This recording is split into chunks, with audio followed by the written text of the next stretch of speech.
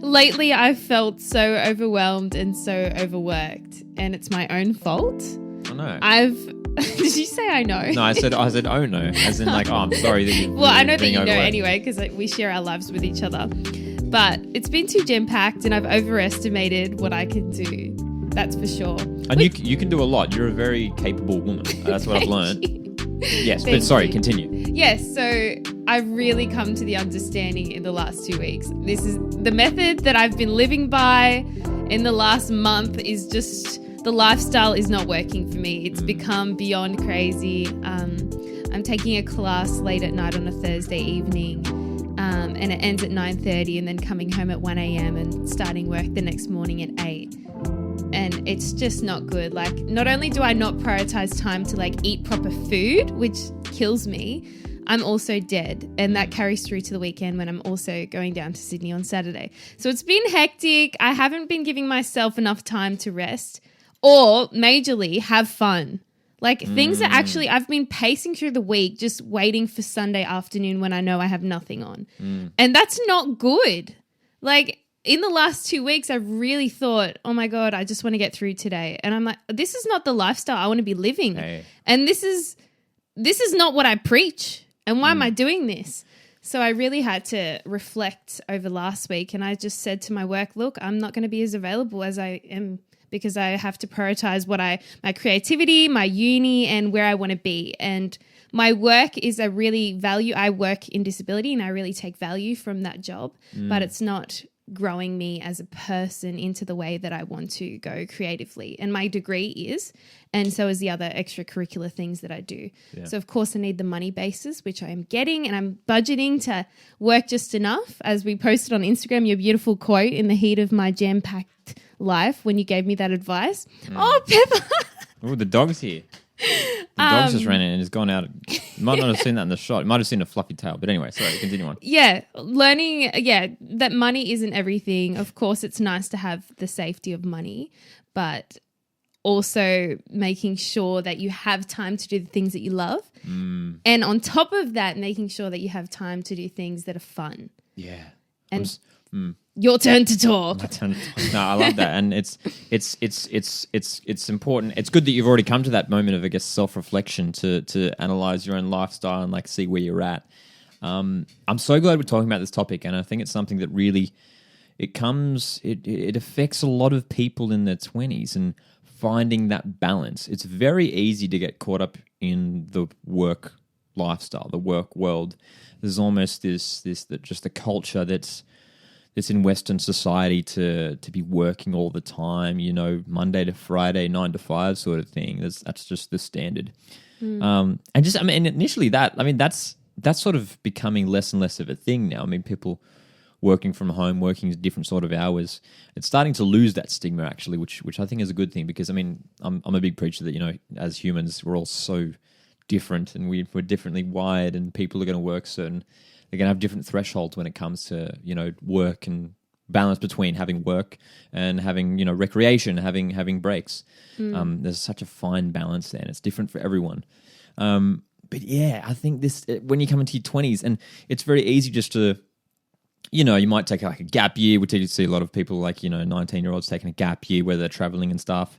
And then, you might go to university, get a job, and then all of a sudden you're working, and then you do other things, you got other tasks and stuff. It's very easy. I think we see a lot of people that get burnt out a lot like that, right? Yep. Like burnout is it's way too common. It's just stupid how common it is. Yep. And it's like, just like, I'm not saying that like I by no means live the perfect life. Like I burn out all the time. Well, I don't burn out all the time, but I do struggle with like motivation and staying on top of things. But it's tricky.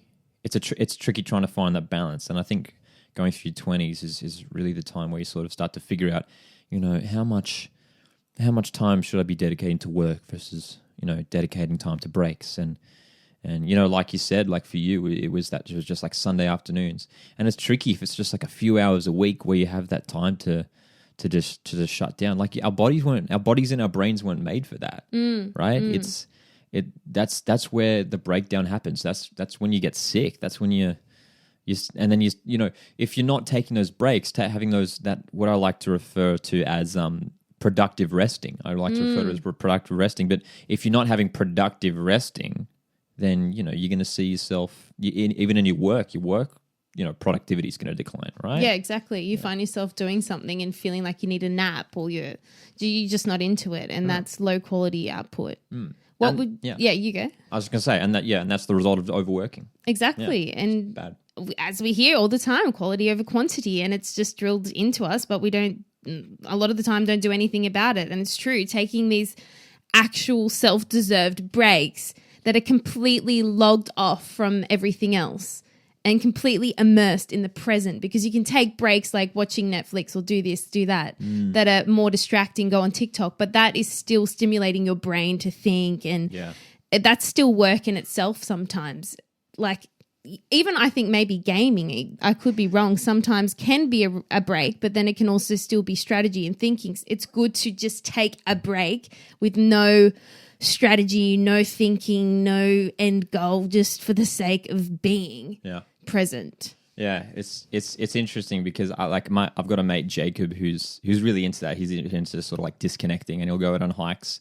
And he's really into. If you heard of I think it's called earthing. Without shoes on? Yeah, like that sort of thing. I'm actually really interested in that. And I sort of want to do that a bit more. But I'll always go out for a run or a hike or something, and I've always got like my AirPods in, listening to music or a podcast. And he's like, dude, you should just just go. Have you ever gone for a run without your AirPods? And honestly, I haven't gone for a run without music or something in ages, years. Yeah. It's just that's just the thing. And that's sort of half the reason why I go for a run, so I can sort of I was going to say, for me, that's majority. Yeah, it's just I've got a few songs lined up that I really want to hear, so I'm going to run to make good use of myself listening to those songs. Yeah, but there's a big difference, and we could dive into that so much more in terms of, again, that productive resting. Like you said, gaming, a lot of gaming can be strategy, and it can be really intense, and I think it's important to sort of think about what are you actually doing in your activity, and are you actually giving your brain and your body a time to just relax and just be present and just let go for a moment. And it's tricky finding that distinction. It's something that I'm struggling with a lot. I think, especially at the moment, I like to do a little bit of gaming. I definitely don't game much at all, but when I do, sometimes I'm thinking man, sometimes I get caught up in the game and taking it really seriously, and I'm like, oh man, I'm getting really stressed over this game, and it's am I really resting? I'm meant to be taking a break from my work and stuff, but here I am stressing over this game. It's am I really having productive resting? It's not really productive resting, is it? I'm not actually recovering myself. Yeah, it's kind of mindless resting in the same way that social media, TikTok scrolling, and of course you can get a lot of value from TikTok, Instagram and social media, but at some point it's the balance. There might be one great video after every 12, or one really insightful post in the same way. So it doesn't necessarily mean that you're getting much value out of that time. Whereas if you dedicated 5 minutes here, there for TikTok, but of course it's designed to get us addicted. It's so addictive. But actually thinking, okay, I'm going to have a rest. And sometimes I do this. I'm not the greatest at it, but I'll put 5 minutes on my phone, a timer, and say, all right, I'm just going on Instagram for 5 minutes, and using that 5 minutes up rather than just giving myself an endless amount of time and it's 35 minutes later and I've just done jack shit. 100%. Yeah. 100%. Going back to productive resting, I think... How would you define productive resting? Productive resting. I mean, it sort of ties into, I guess, what we were saying before in terms of when you're taking a break, is it really disconnecting your brain? Is it contributing? I mean, here's the thing, right? To have an efficient, productive, we all want to be productive people, right? We all want to strive to have a good sort of work ethic, a good work, output, I guess. And resting is such a key part of that. And I mean, I think for me, when I think about it, it's what I like to remind myself is rest hard so that you can work harder. Nice. So that you can increase that output. And if if you're having that quality rest, and it goes into your sleep as well, which is such a big thing. I mean, it's always. I mean, I don't know a basis of everything is sleep, and I don't know a single person that's getting a solid 8 hours a night. Like everyone's just all over the shop. Yeah. And whether that's the influence of technology, whatever. But having that productive resting, it's such a key part of your productivity. I'm starting to realize that so much more. I think when we're growing up, think like, okay, if I'm going to be productive, I'm going to be working all the time. I could be, working on, 9 to 5, and then like I get home and we're going to work on my side hustles and everything. Going to be doing this, that. And you think it's just all go. And actually where I first, small story time, it's not a long story, but when I first was sort of introduced to this idea of productive resting or like, lifestyle balance, my English teacher when I was in year 12, his name was Mr. Mills. Hey, Mr. Mills, if you're listening. He's probably not listening. I mean, pretty cool if he is. Hey, Mr. Mills. Anyway, it was just before we went into the HSC exams. It was one of our very last classes with him. He was my English teacher for the last 3 years of school. And he just sat us down for like a whole lesson. We didn't do any work. And he wrote up some stuff on the whiteboard and just talked to us, gave us basically just this really nice lecture on having a balanced lifestyle.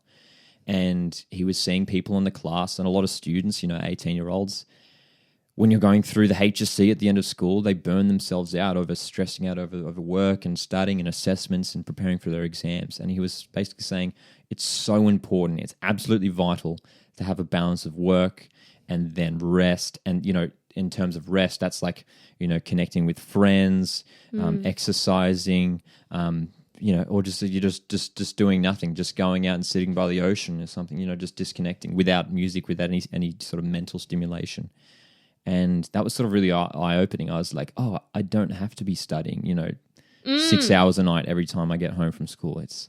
I can have a balance of, relaxing, just hanging out with some friends, but still make sure, you don't want to abuse rest, right? You don't want to abuse rest, but you don't want to abuse work, and having that balance is so key. So I'm like so thankful for that lecture that he gave me back then, and I've like carried that through so much now, and that's sort of my thought process now. Every time I think about my work lifestyle, it's like, where am I getting that balance? Where is my productive rest? And it's just such a key important of tying that into your lifestyle so that you can be a more productive worker. Amen. Yeah, I had the same very similar experience. Mr. Foley at school, I remember telling him, yeah, bloody legend, one of those teachers you never forget. He said the same thing to me. He was like, what's a Mars bar motto? Is like work, rest, play or something? Work hard, work, rest. He said it's the Repeat. Mars bar motto, or is it Snickers? I can't remember. Bar. Yeah. Yeah, work, something. play, I don't know. Work, play, rest. Work, play, hard. Yeah, work, play, rest, I think. Work, rest, right. play. Yeah. Anyway, he said that's the motto. And then because during the HSC time, you know how we have those few weeks off leading up to the exams. And I was saying, how many hours do I study? Like, where's the stop? Where's the cutoff? And that applies to everything. He was like, you need to start off doing 2 hours a day study, 2 hours a day out there doing whatever you want just for fun, and then 2 hours study. And I was like, really? Is that all? Like, is that all the studies? Like, yes, you need to maintain your brain. He's like, you don't want to burn out, and you need to have some enjoyment in every day. And it was just such like a complete shift in my brain, because I thought I had to study 8 hours a day, and I actually went really well in my HSC. Thanks for his pep talk, I didn't burn out, because I was definitely going down the burnout road. And that was a real relief to hear that. And even, as I've said in the last few weeks, really coming to terms with the fact that I've just strayed off from my normal path and just trying to balance so many things at one time. Even going for a beach walk yesterday with no distractions, no music, just chatting with family, fresh air, nice breeze. It was just disconnect. I didn't even put my Strava on or take my phone to take photos. Like sometimes I kind of resent that too. I just want to be completely in the moment, that I'm not taking photos sometimes, because sometimes I think, why am I taking these photos? Why is my phone here? What is the purpose? Is it for me, or is it to show someone else? It's sometimes nice to just be completely doing something for the sake of doing it. Not even having to tell anyone about it or document it online. Even though that's also a special method of documentation and memory making, is to have the recollections online, through photos and videos. It's also nice to have some things just for yourself that you've experienced. And it's important to, I talk about it a lot in terms of, I'm really into scheduling, and I'm a big neat freak when it comes to that. I've got my calendar sort of set up, time blocking and everything. It's so important to schedule in that time, the time for having fun, and scheduling the time for memory making. As you mentioned, yes. creating those memories and having memory fun. making is so important. It's just like, we just forget about it, I think, when we're in the present. It's important just to really sort of reflect on yourself, where you are now. And it's like, what am I doing to actually what memories am I making now? What sort of fun moments am I having of enjoyment sharing with other people? Yeah. Yeah, I've really thought about that, because when I lived overseas, I didn't live with my family, and I remember missing them so much at times. And I thought, now living with my family again, I appreciated it so much when I first came home, because I thought I literally live with 3 people that I adore. I love to death. Of course, they get on my nerves sometimes. We all do. But I live with these 3 fun people. At any moment that we're home together, we could be wake up early for a nice breakfast before everyone starts work. We can sit down for dinner. There's so many moments in the day that you can take advantage of. And if you don't make that extra effort to tie everyone in together, they just fleet past. Someone's up in their room doing their own thing, another person's watching TV. Moments just pass all the time. And there's a lot of times where someone in my family, like my mom or dad, you can easily dismiss, say my dad's telling me a story about something, and if I'm more engaged in something else, there's sometimes where I dismiss what he's saying. I'd be like, okay, and I don't engage. I'd be like, okay, that's a good story, and I just let it be. And I think, really, am I seriously that preoccupied with what I'm doing that I can't even give someone time and actually engage and show interest in what they're speaking about? Because these moments are so precious, and they're so easy to just let slip through your fingers. Take for granted. Yeah. You can bring out a board game at night. What's holding you up from doing that for half an hour? Or making a dinner for your housemates or your family, and just actually being so conscious about having these people together for this time rather than just, letting it fly by. Yeah. And you hear it a lot, I guess, elderly people really talk about sort of the value of those moments. And at the end of the day, you really sort of think about, the things that really brought you value and you hear a lot about, you never hear an old person talk about, I wish I spent more time at the office doing this or that. Yeah. It's always about family and friends and experiences and having those, memory making those times. So it's tricky. It's tricky especially when you're in your 20s, to get caught up in the moment, and it's all very fast. It's all very fast paced, and it's easy to get sort of caught up in the hurricane that is your 20s. Yeah. But there's something really pure and there's something very pure and valuable about just taking the time to be present in the now. And we were talking about it a bit off air before, but there's so much to go into in terms of I just lost my train of thought. Living in the moment, being mindful. Yeah. We envisage so much of the future. There's a big thing again when you're in your 20s, because obviously you don't really have all sort of, I guess, the resources that you need, right? You're still trying to find your feet. Yeah, all the time, yeah. and you just want to find them, and then you're like, yep, then I've got it. But it's continuous. It's like a trap that I fall into heaps in terms of thinking it's okay. When I'm 30 something, I'll have all my goals figured out. I think we talked about a similar thing in the previous episode, but once you get to that stage, you feel like you'll have everything there. But it's then you lose sight of what's now, and then you think back, being oh man, I wish I was 23 again, and it's oh man, I wasn't present during that time, and it's funny. We see it and we hear it and we see it and we hear it, and we just fall into the trap again. You see it in the movies, and it's always enjoy. It's all about the process. As soon as you reach the goal, you won't feel fulfillment if you didn't enjoy the process. But again, it's so easy to get swept up in the process and just forget about it and actually think, okay, I'm going to write up a document. Blah, blah, blah. I'm going to do a document. Okay, well, instead of just doing the document and straining that out, why don't I make myself a cup of tea? Why don't I light a candle? Why don't I open the window, make this a moment?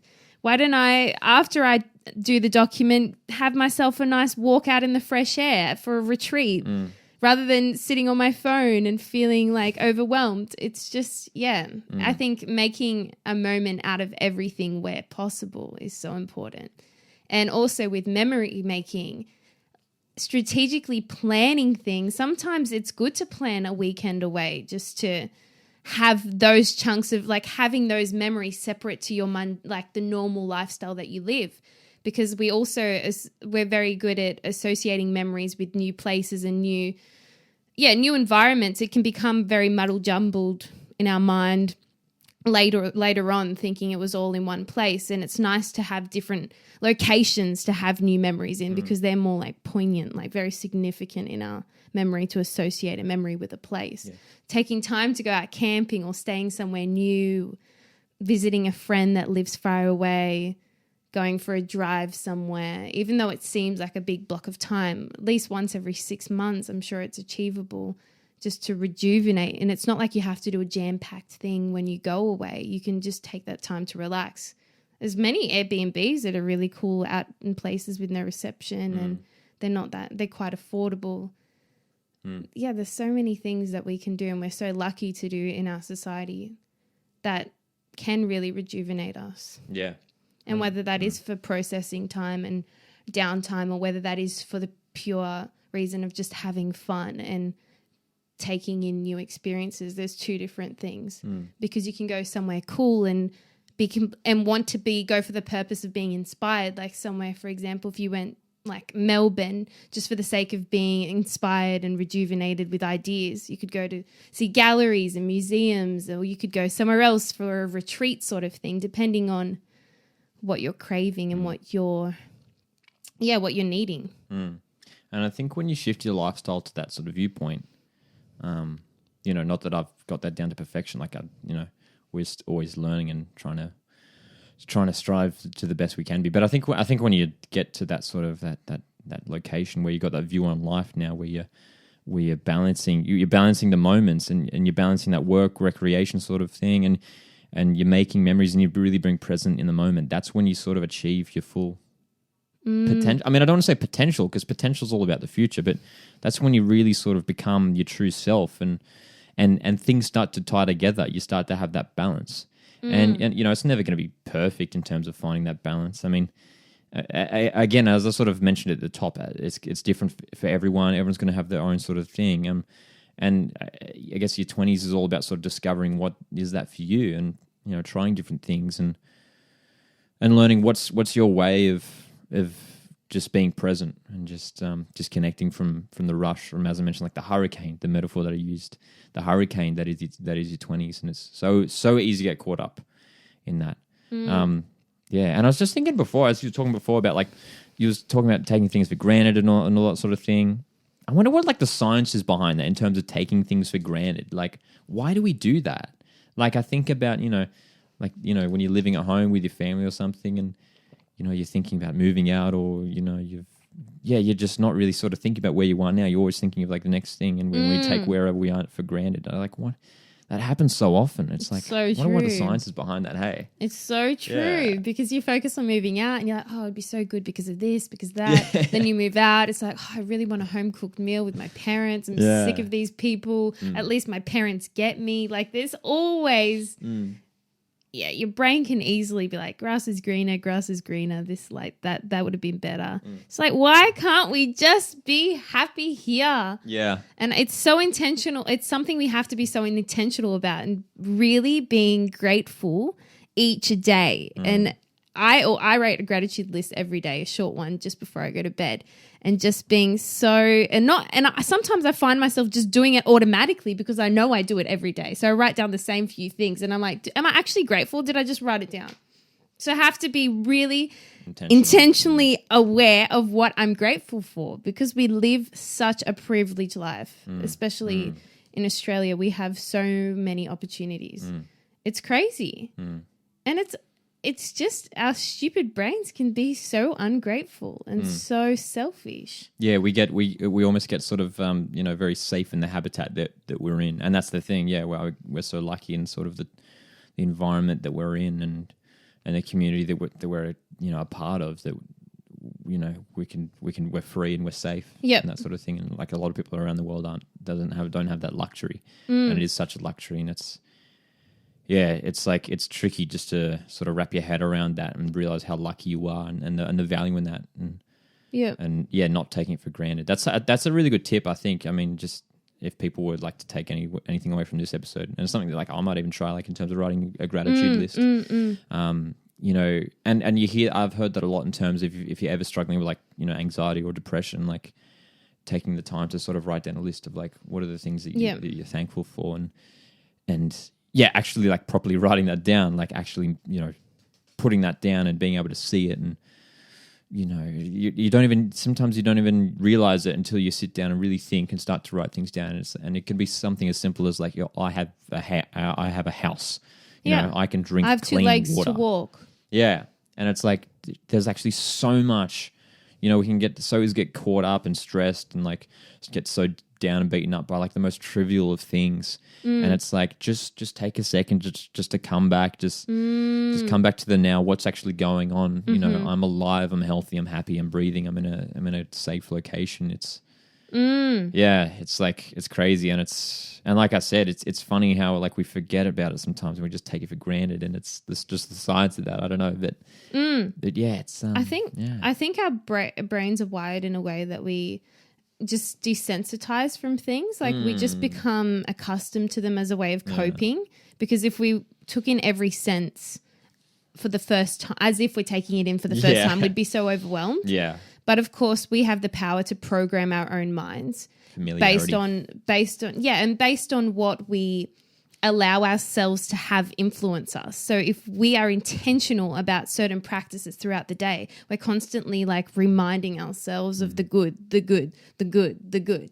It's so important, because we can just stray into this like, oh, I live in a 2-story house, whoop-de-doo, I want to live here. And it's just constant like looking. Like you just have to keep fulfilling yourself and taking that fulfillment from the inside and having that solo practice, whether it's affirmations, gratitude lists, whether it's going out into nature and naming everything you see, and or praying. There's so many ways to do it. And that's the thing. Again, going back to sort of like what works for you. And, I think that's another good takeaway from this podcast. Like, what works, just experiment and find what works for you, and it's going to be different for everyone. Humans are so different, they're so diverse, and man, I've come away with a lot just myself from this episode. I feel like we've gone everywhere already. But I mean, and actually another thing that I didn't want to mention before we do wrap up is, I guess, the balancing between a good tip that I like to think of and I try to implement myself is like the balance between long-term goals and short-term goals. Someone I like dreaming a lot. We've talked about it in this episode heaps in terms of like having, you keep envisaging the future and everything and dreaming all these amazing things. But just think about the short-term goals. Like even, what am I going to do this week? Or what am I going to do today? And really just, and celebrate those achievements. That's the other thing as well. Yep. Celebrating the wins. Yep. And even just the little things. Just celebrate those little things, the small achievements. It's all important. Even having also making 10 minutes a morning or 10 minutes an evening or both, just to be, lately I've been waking up a little bit earlier than I normally would, just so that I have time to meditate if I can. Of course, depending if I'm lazy enough to get out of bed or not, like whatever. But I've been trying to get out of bed, make myself a juice in the morning, and I feel like the day has so much quality already. Like I've already started to enjoy the day because I've given myself that time. Whereas if you're like, oh, set your alarm, and I'm definitely guilty of it, just to the last minute in order to give you just enough time to just get ready, out the door, possibly 2 minutes late to your next thing that you have. The day just feels rushed, and it's like another flog off day, like another day. You just like, I just had to get through. Yeah, I do that way too often. I'm the same, and then that starts also the day before. There's so many things that you can do to make the next day intentional, like setting out your clothes, writing the list for the day before, or going to bed before 11 p.m. Yeah, it's so true. If you're struggling in work, in your career, and your productivity, think about what are you doing in the time off. That's the thing. We always think about, oh man, I've got to be working hard. I've got to change this. I've got to change that in terms of my work, my productivity. But it's like, maybe change your rest your system in terms of how you're resting. So true. It's like we don't tend to think of that, but it's like, how are you resting? It's like, are you getting effective sleep? I mean, I guess sleep's getting talked more and more, I guess, these days. But it's sort of switching the conversation and not thinking about how productive are you. It's like how effective is your resting? Are you having productive rest? I really like that perspective. Yeah. So true, because we just think rest is doing stuff that isn't monotonous. Rest is doing anything else. That's just like the general term. Whereas how do you feel after you take that rest? Do you feel like rejuvenated, or do you feel the same as you did before you started the rest, or even worse? Yeah. So good, hey. Man. I really like to think of that. That's so important, because I get stuck in the habit of, before I go to bed, watching a couple Netflix shows, or even like catching up on Married at First Sight and feeling like emotionally drained or annoyed after. And I'm thinking, that was my version of rest? Come on, Helena. You could have taken out a book. You could have listened to some nice soothing music, watched a nice self-care YouTube video of someone else's routine and get inspired by that. There's so many more intentional things.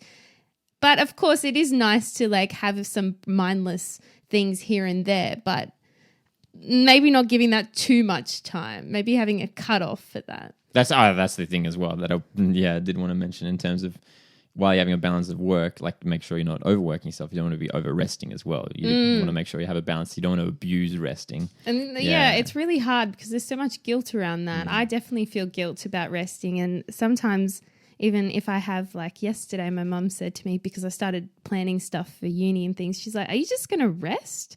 She's like, when is your like complete clock off that your brain is rested? Yeah. No recipe planning, nothing, just no thinking. I was like, you're right. Yeah. It's so true.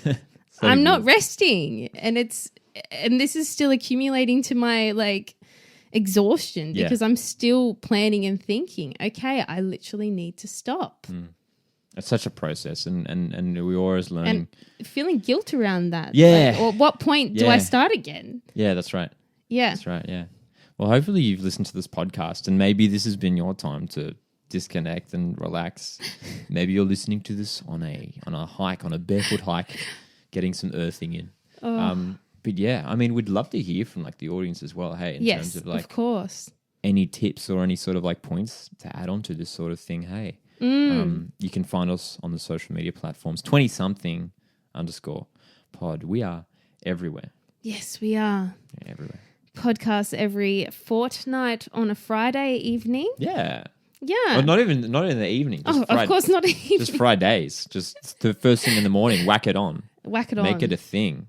Make it a thing. On your commute. Yeah. That's what we've got to start doing more. Just wake up, have some time in the morning. Give yourself half an hour in the morning just to vibe out. That's what I'm trying to do for next week. Intentional about each day. That's right. And the last point I wanted to add is just honoring yourself at where you are now, rather than just thinking, I want to be this person, I want to be that. You are the person that you want to be. You can access that person because it is you, rather than thinking, like, not completely associating everything that you want to be with external things. You are that person. You don't have to do this and that to be that person. It's not everything is associated to other people.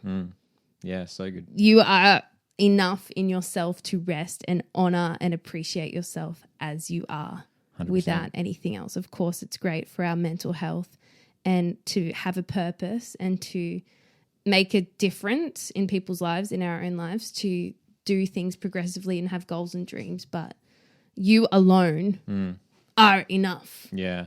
And honoring yourself at each stage rather than wanting to be somewhere or someone. 100%. Because you are that someone. For sure, yeah. And I'm learning that all the time. I constantly have to remind myself, like, it's not when this happens, when this.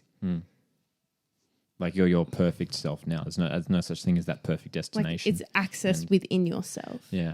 And like don't mean to slam dunk on your point, like that's perfect there, but just to like amplify that even more. There's like a great John Mayer lyric that I just thought of. It's actually from an unreleased John Mayer song called Unreleased. Everything you'll ever be. And the line that's really poignant, that's sort of like the hook line at the end of the chorus is everything that you'll ever be, you already are to me. Oh, I love it. And it's like, whoa, yeah, it's like I guess we're not talking about like relationships and love now, but that's the same thing. Like when you find like that true love, it's like you don't think of them. It's like you don't think of what they will become. It's like, yeah, again, like everything you'll ever be or your potential, it's like you already are to me. And like that's something that line's so powerful. I love that because everyone has their own essence without trying. Everyone has their own unique essence, and just loving that, and someone will see that in you. But that's a whole nother episode. That'd be fun to do a relationships episode at some point. Absolutely. maybe that'll be next fortnight's episode. Yeah, we'll have to see. So good. Thanks so much for listening again Thank to this you. episode. We've already rattled off all the links and everything. Links to everything will be in the description wherever you're listening to this podcast. I think we've mentioned just about everything. The podcast is available on Spotify, Apple Podcasts, and video form on YouTube. And hope we've really provoked some thought and conversation into the community. So yeah. Thank you so much for joining. We'll see you next time. See you guys. Bye.